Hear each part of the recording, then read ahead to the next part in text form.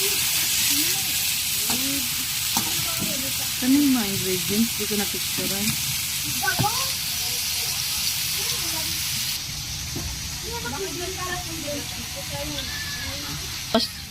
Sayang yung bigas. Ang mahal ng bigas.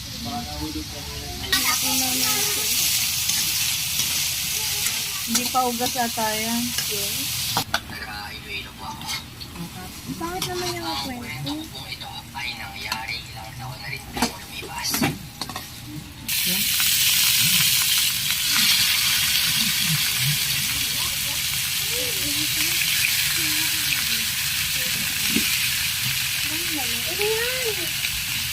Wala na tinitira.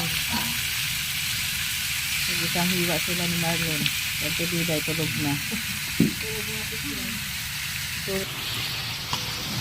Ay! Isang pakso.